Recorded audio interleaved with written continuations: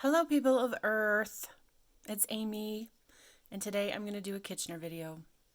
So I have two socks here, Halloweeny. Um, these ones are finished. I did the Kitchener already. You can see the difference. Basically, Kitchener is when you take the sock off your machine, and then you take that tail that you cut, and you graft the toe closed like this. And then you remove the waste yarn and you have a nice finished toe like this. Kitchener is a line of stitches that replicates the exact line of knitting all the way across so that there's no ugly seam. All right, so let's get to it. So the first thing is when you have your machine, when you're finishing your toe. Here it is on the machine. Actually, it's not. It's like this. See, here's my heel, here's my foot, and here's my toe. The needles on the back side are all lifted up. These are all lowered, and then you work your toe on the front. At least I did this time. Back and forth, right? The last row of knitting, now if this was my cylinder and I'm going this way, if you do the heel, you go zoop, and then you go zoop, and then you go zoop, and then you go zoop, and you stop in front and you lower, and then you start going. So you have a line this way and a line that way, right?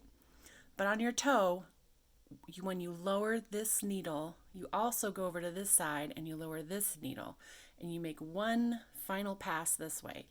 You don't make another pass going back that way as you do for everything else, because that line is going to be your Kitchener stitch. And if you were to do that row on your machine, then you'd have an extra line of knitting on the front of your toe as opposed to the back. Okay? You wouldn't want, and then it would have like, it'd only be one extra row on the front of the foot of the sock, but still, you don't need to do that because you're going to use your tail to replicate that last final row of knitting. Okay, so first off, I use two needles. This is my sharp pointy needle. You don't use that for Kitchener. This is my tapestry needle. It's got a nice big eye and it's very blunt. Okay, it's very blunt. It's not really hurting me at all. I'm going to thread that onto my Kitchener tail, my yarn tail. And I'm going to look at it like this. Let's zoom in a little bit. Okay, so here is where the last stitch with my project yarn was made, right? Let's bring it out a little bit. There it is right there. That stitch. That's the last one, and I can tell because my tail is coming right out of it.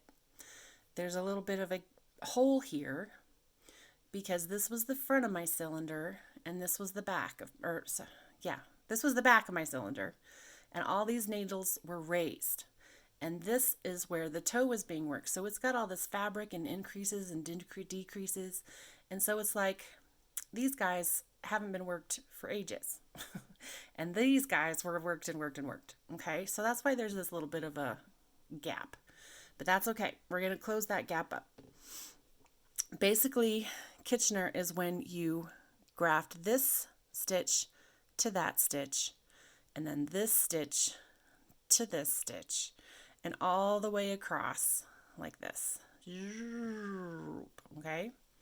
That is what we're going to do. Now, in the beginning, I'm not going to worry about it being tight at all. In fact, when I pull it tight too soon, I get lost. So my tail is coming out right there.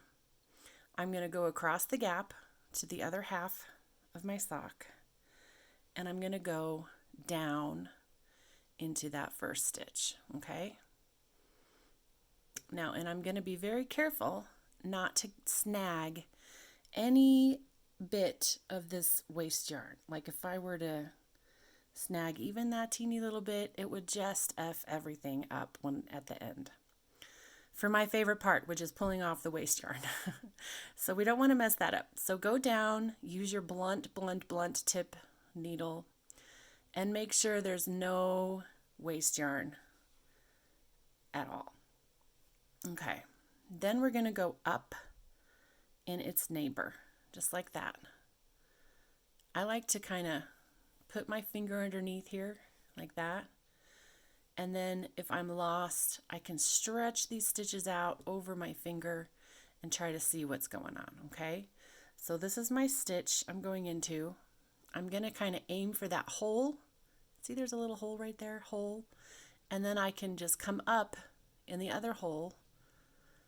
And look at that, no waste yarn, which is what we want. Okay, I'm going to pull that through, but not too tight. Doesn't need to be very tight. And then I'm going back into that very first stitch. This was where my tail was coming out, remember? That's the stitch I want. Let's loosen it up a little. Okay, same thing. I'm going to go down. Oh, here's a good point. I need to say this. So when I say down, I'm not talking about up on your screen and down on your screen. I'm talking about up towards the waste yarn and down towards the body of the sock, okay? So when I'm saying down, I mean down towards my sock. And when I say up, I mean up towards out of my sock, towards the waste yarn. Okay? So, glad I got that out of the way. So, now I'm going to take my needle and I'm going to go into that very first stitch, being super careful again not to get any waste yarn, down, and then up in its neighbor, right there. Do I have waste yarn there? No, I do not. Huzzah! And then I'm going to pull that tight. Not tight, just I'm going to pull it taut-ish, tight-ish. Let's do one more on this side before we pull anything tight. Now, this is where you might start getting a little lost. I used a very high contrasting waste yarn, which is obviously to my benefit. Sometimes I'm not so lucky. I didn't bring it with me. Like just this last week at a crank-in, I brought yellow waste yarn and then I decided to make yellow socks. It was not good. So definitely do that. So I am going to go down in the same stitch that I came up in before. You see how that's going up and then over here? So this is the stitch I'm going to go down into, right? I'm going to go down into that stitch, which is the same one as before. And then I come up in its little virgin neighbor. Nobody's touched this guy. Come up in him. Okay, I think it's time to pull this guy tight. I am going to loosen him up a little bit first because remember I loosened up that very first stitch right there. I want to make sure he's tight. So I'm pulling on the tail right there and tightening him up. And then I'm going to pull on the next guy, tighten him up, just getting everything kind of gradually tightened. Like when you do your shoelaces and you tighten up the bottom first, that's kind of what I just did. Now it's all there, I'm going to pull real hard and tighten it all up. And now it's kind of starting to pull the edges together, but really not quite yet, okay? So that's nice and tight. Usually after I tighten up those corner stitches, then I turn it more like this. This toe is, let's just get this guy reorganized. Okay, so now I've got a little sock puppet mouth here, okay? If you're left-handed, you might want to do it this way and work that way. But since I'm right-handed, I go this way and I close it up that way. All right, so let's zoom back in. Now, after I tighten it up, sometimes I'm like, I have no idea what's going on here. This is just a big mess. I don't know what's happening. I know I'm supposed to go down in the stitch I came up in before, and I don't know where that is. Is that right here? Do I go down here? Do I go down here? Do I go down here? What? But what I do know is this guy is the one I'm going to come up in, right? Because he's untouched, okay? So he's the one I'm going to come up in. So if we work backwards and follow the waste yarn, then we can figure out, because as I said, Kitchener is just replicating a line of knitting, and the waste yarn is also knitting. So this goes down here, across and up. See that? The waste yarn is going down, across and up. So this, now I know that this is where I need to go, down. Checking that I don't have any strands, down, and then up.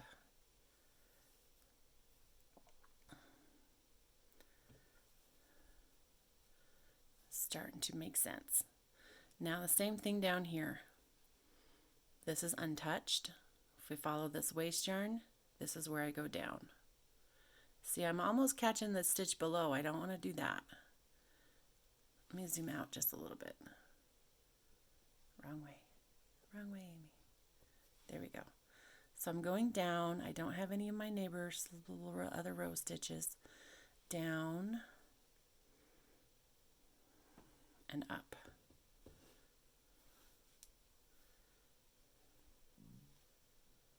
Now this is, and you want to kind of pull it, but not like super tight each time. It's super tight right now because I yanked all those corner stitches, but pretty soon we're going to want to just replicate the height of a regular line of knitting like down here, okay? Let's do a few more and then you'll see what I mean. So here's my untouched stitch. That's where I'm going to come up.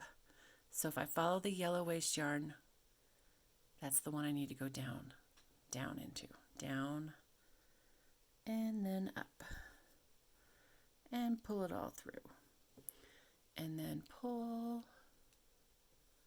See how it's starting to form a nice little line of knitting? Great. Yes, I do, Amy. Thank you for showing. All right, I'll stop talking to myself. I'm going to go down here and up here.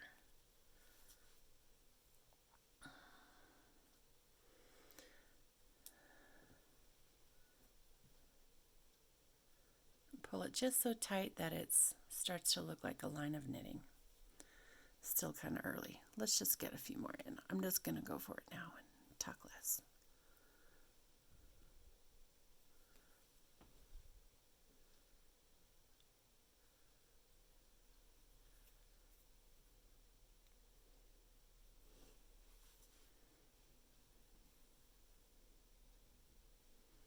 See, my little line of knitting is starting to create. It's a little small, but it's getting there.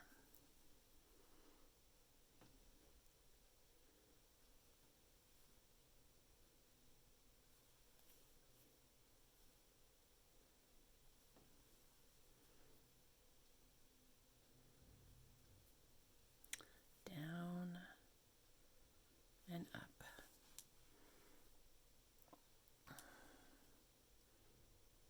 It's coming along, but I got a long ways to go. So I'm just going to start getting busy here.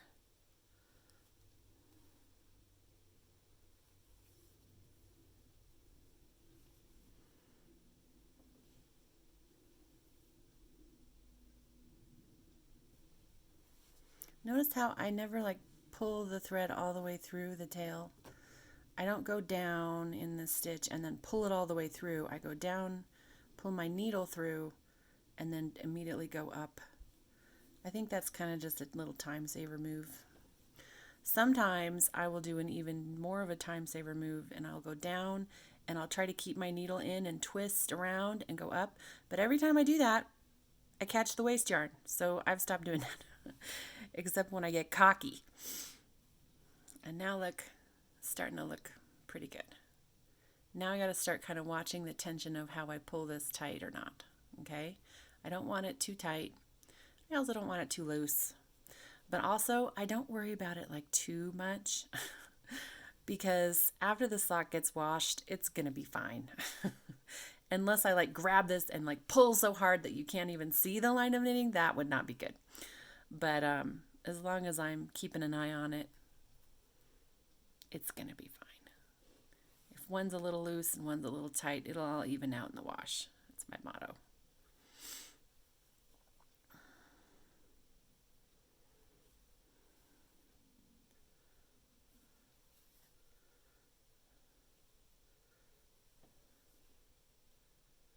Down, up. That's my Grover voice. It's not very good. Down, up. Now this sock was knit on a really tight knitting, tight setting, tension setting. I found that with Knit Picks Felici, it just needs, I like it at a, it can go to a pretty tight setting. So I knit at the tightest setting I possibly can. And the stroll yarn, which is what I did the toe in, it can go even tighter. And in fact, when I don't tighten up the toe tension, the stroll yarn, the tension for the stroll yarn, it, what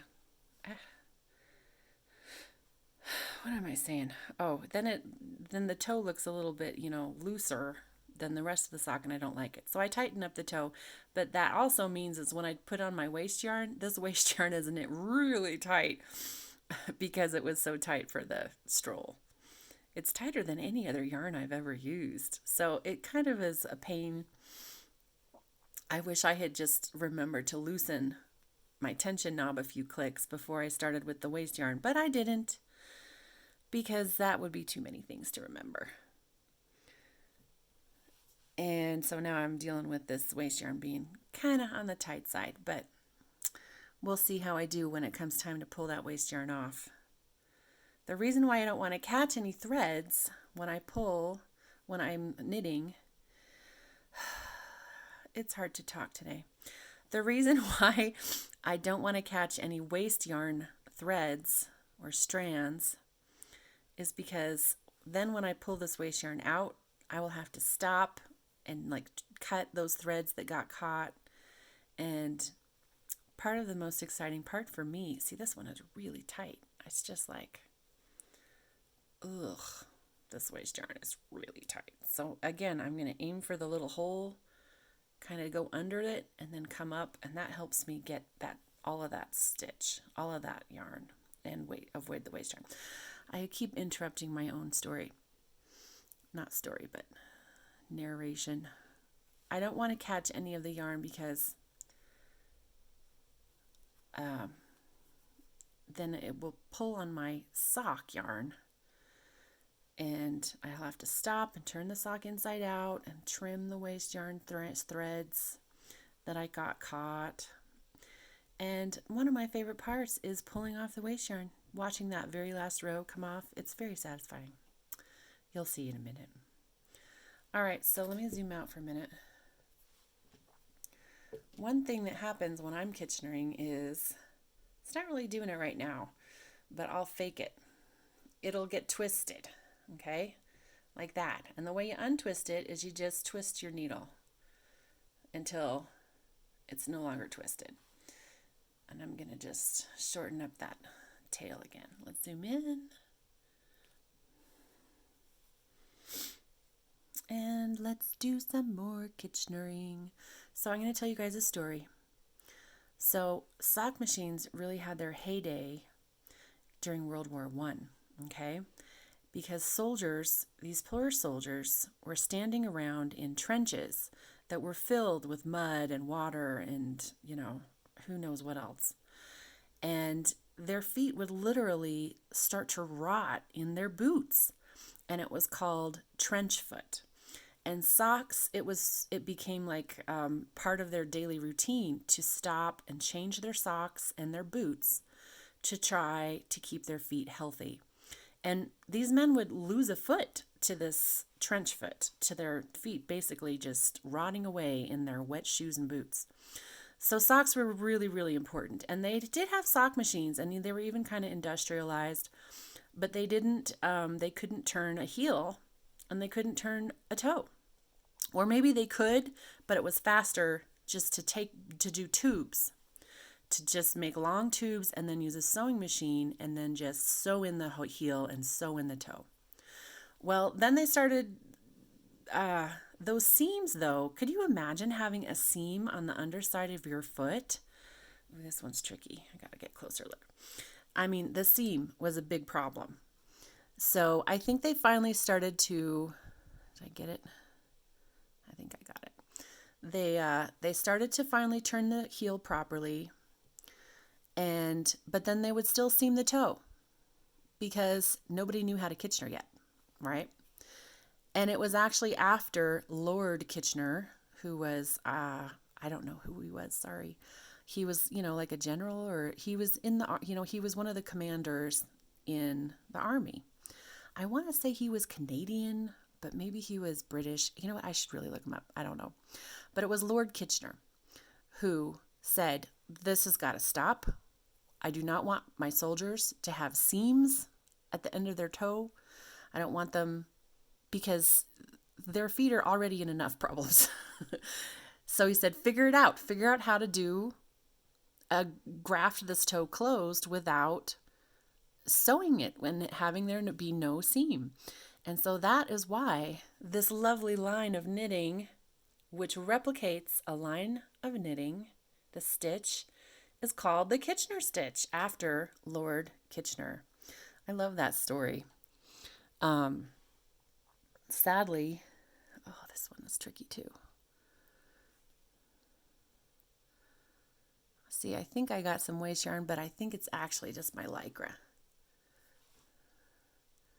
Can you see that tiny little white thread? When I saw that, I was like, oh no, I have some waste yarn. But I think it's just my line of Lycra. Another thing I should do that I don't is just maybe take the Lycra out before I do that last row of my toe. But I never do. Anyway, so that's a neat story about sock machines. There was a lot of sock machines back in the turn of the century, and it was like one of the only respectable ways that women could earn money. There were very prescribed ways for women. They were supposed to stay at home and raise babies and support their man. And if they, if their man died, they were screwed, because then it wasn't like morally acceptable for women to go get a job. And this was one of the ways that women could earn some money for their families or themselves, is they could use a sock machine and they would sell the socks that they made. When I got my sock machine, I went down the tunnel hard and learned a lot. I'm kind of an obsessive person, and I obsess about my hobby a lot. And that's what happened for this too. So I'm almost, not quite, but I'm coming up to the end of my Kitchener. Let's just take a look how it's looking. That looks weird right there. Something is off. Ooh, can you see it? Come on, camera. Look at this. See, so look at all these beautiful stitches. It all looks uniform. And then, look at this. What did I do? I was chattering away about my Lord Kitchener, and I did something wrong. I don't know what it was. I have no idea what went wrong here. I'm going to continue to the end, and because sometimes I don't catch it. And I'll tell you how I catch it when I get to the end, okay? I'm going to try to do it fast, because since I'm going to have to take it all out anyway, it doesn't matter if I mess it up again. No, it does matter. When I Kitchener, I always have the same stitches left at the end. And if those stitches aren't like what I'm used to seeing, then I know I fucked it up I messed it up somewhere. I should really watch my language. I apologize. So that's like my very first telltale sign, my warning sign that, hey, you messed up. You have to go back and find it. And I'm going to show you what I'm talking about. That's why I'm continuing instead of going back and fixing it. When I get to the end, let's get there. How about that? Almost there. It gets a little trickier. Let me zoom in again. Because you're kind of working around a corner, and on the other side it was really obvious to tell which were the front and which was the back. But now it's really harder. It's harder to tell.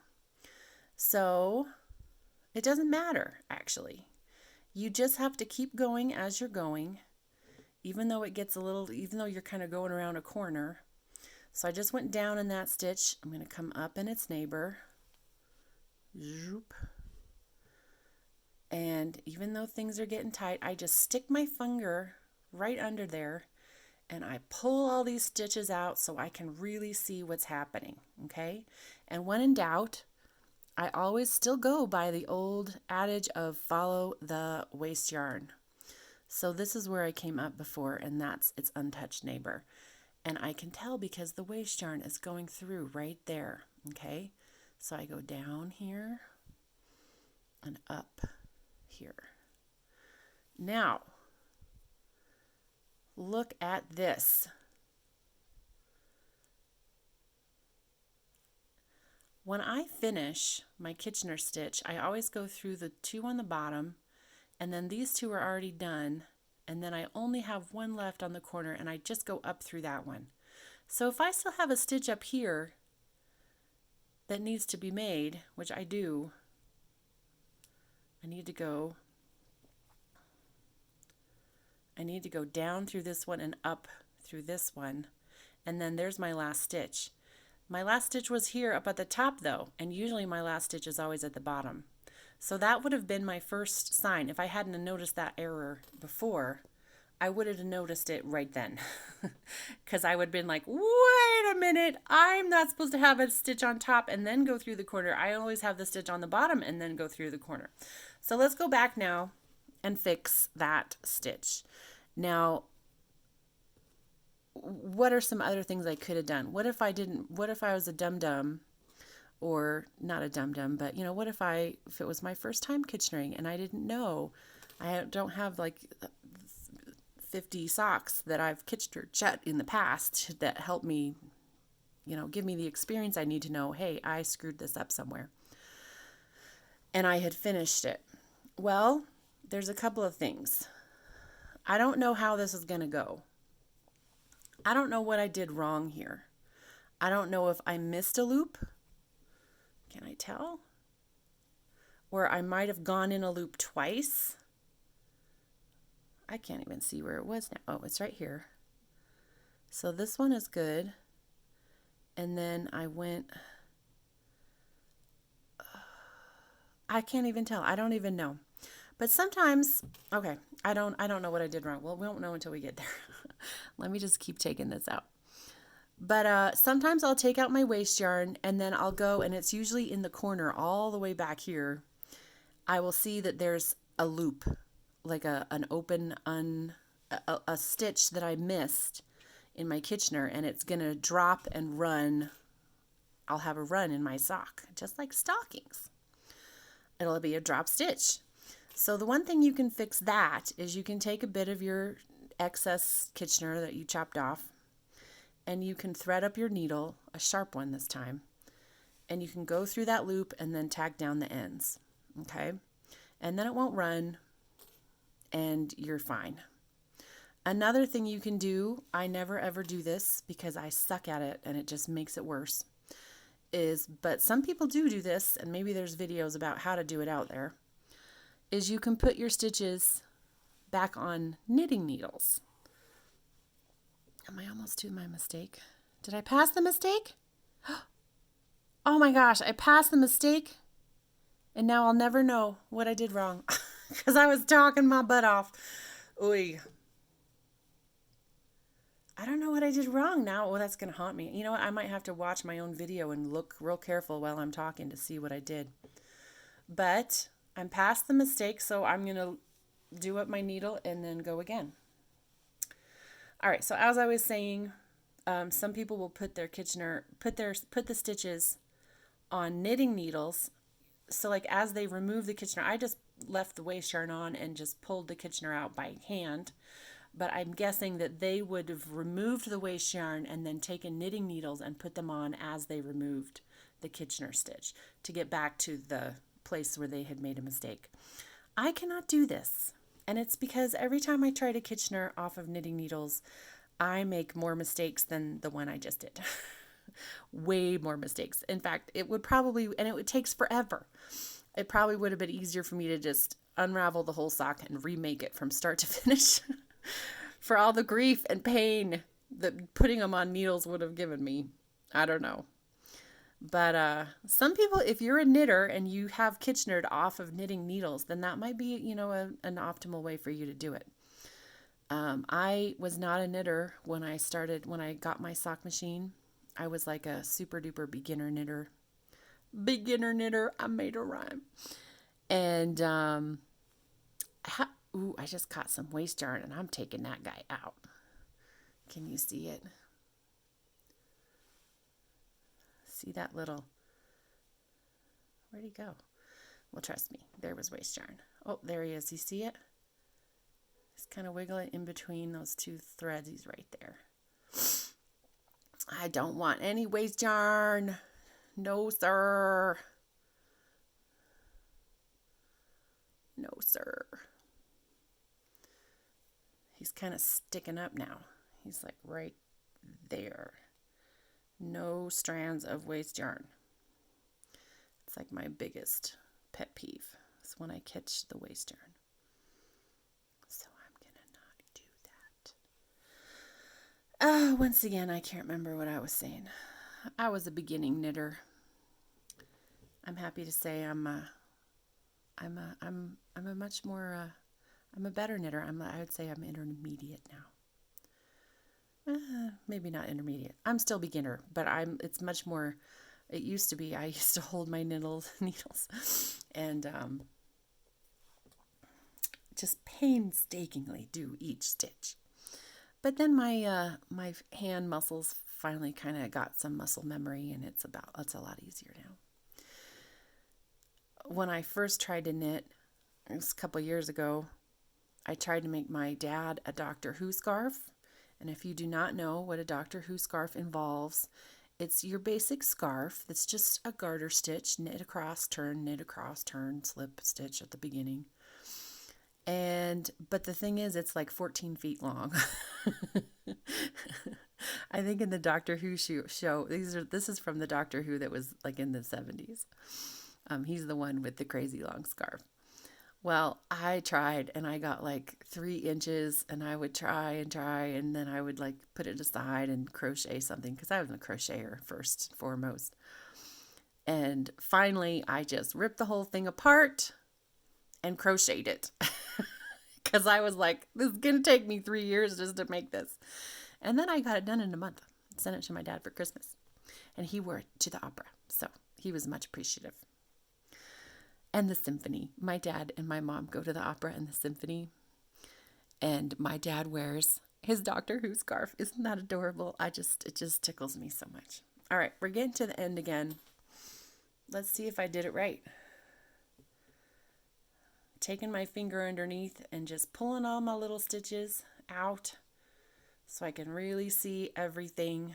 Got to go down in this one.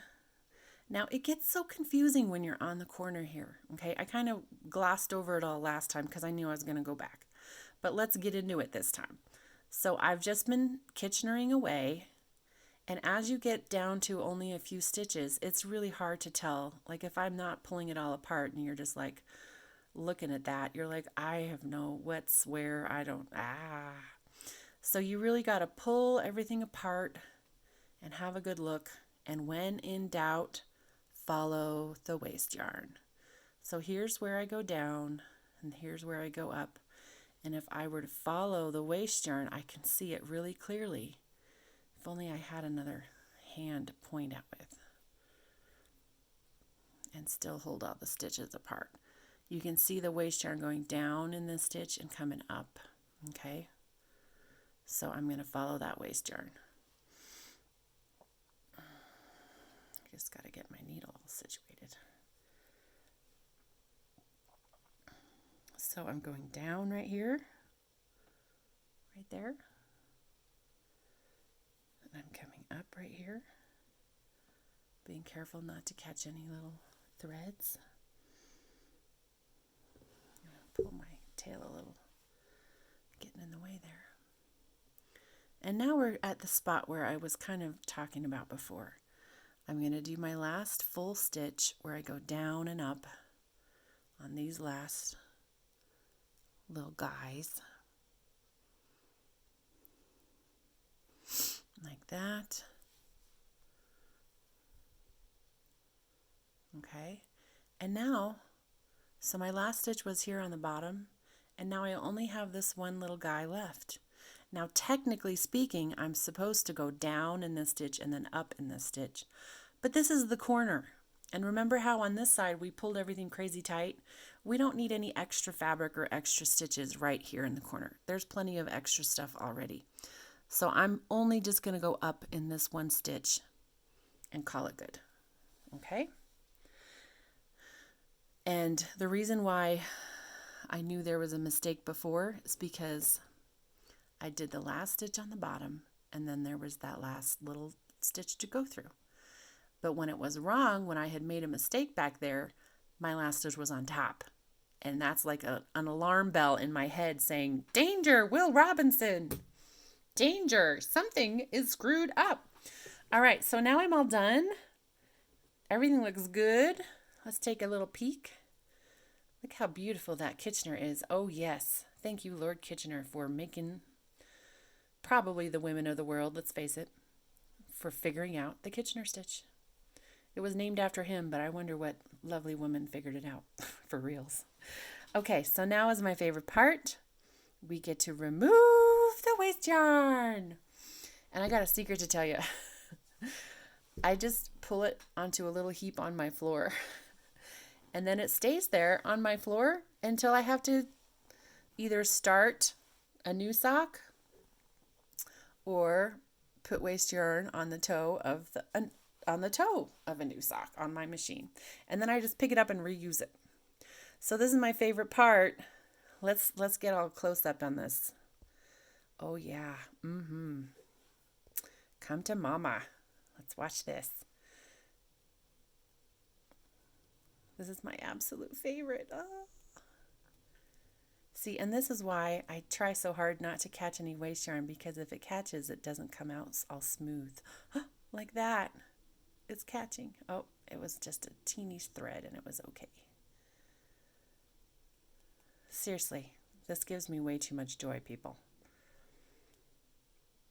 It's the little things. If I have to sit here for 30 minutes and Kitchener this thing shut, which I really don't like doing, I'm going to enjoy the F out of this. Ooh, yeah, baby. Okay, all done. That goes on a heap on my floor. And look at that. Beautiful. Now remember, if you got like some stitches that are way big and some that are teeny tiny, it's okay.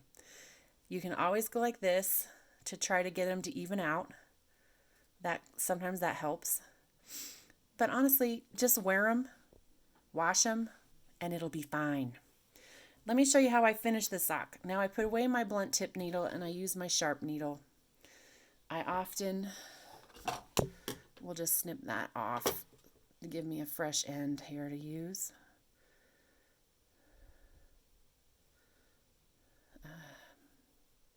That did no good. There we go. I put my hand in the sock. I put my finger right where that is, and see how there's like a little hole here?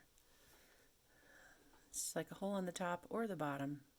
Hole on the top is a little easier. I stick that in there, and I'm careful because it is sharp now. And I hold on to the needle as I turn it back inside out, okay? And then I grab that needle and I pull it through. And then I like to just arrange the socks so that my little increases and decreases are right there. Let's zoom in a little bit. And now I am going to pull this tight. You can see right here where it is pulling, it's like eliminating that row of Kitchener we did. See how it's doing that? So I don't want to go too far. I don't want to like pull zero Kitchener, all the Kitchener, so it won't look like a line of knitting. It'll just look gross. I just want to pull it like a couple of stitches tight because this is the corner and it needs to be a little on the tight side, okay? That was maybe a little bit too far. It's a little bit wobbly, wibbly, wobbly there, but it's fine. So then so here's where my tail's coming out. I'm going to just go up the line of increases and decreases, and sometimes not increases and decreases, just any old stitch like that for just, like a thumb's width. What is that, like a little over half an inch? I got big hands. I go all the way through there and I pull it through. I already pulled it tight, so I'm just kind of making sure it's snug.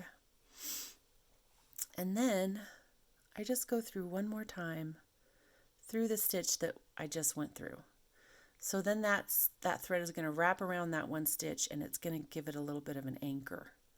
So even if this tail were to like come loose, it's still anchored there. And then I'm just going to go up through one more thumb's width of stitches, just kind of working them through. And this is why you want a sharp needle, because you kind of want to go split through some of these threads, because then all those fibers are going to grab hold of each other and hold them in place, and it's good for the sock. Now when I trim, I don't trim all the way down flush. I leave just a little bit, like a 1/4 inch. That was a little shorter than I usually go, but that's fine. 1/4 inch, that's good. And I'm also going to trim up. I wove these in on my machine, so I don't need to weave them in. I just got to snip them, 1/4 inch.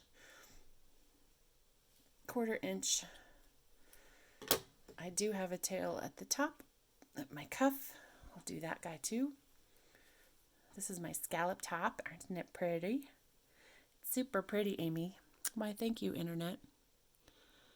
Oh, this channel is gonna give me, multiple personalities. I'm talking to myself all the time. All right, so then this has always been a little bit of a kooky one because it comes out way up here. Let me zoom in a little. It comes out way up here, and these are all kind of loose and flopsy, and I'm always kind of confused as to where. I just go for it. Just pick some to go through and do it. So that's what I did. It's not going to show or anything. So then once I get it down here to this line of rib stitches, then I just put my needle in and work it around. And I'm kind of working it around each thread, but I'm also kind of making sure I go into the yarn also. Again, if I split that yarn, those fibers are going to grab hold of each other and it's going to keep it from coming free a little more. Trim it a 1/4 inch. I should get new sharper scissors. And that's it. I'm all done. I still have ends to work in on my other sock, so I'm not quite done, but I'm done with this video, and I hope that was helpful. And look at that gorgeous Kitchener toe. Beautiful. All right. Thanks for watching. Love you. Bye.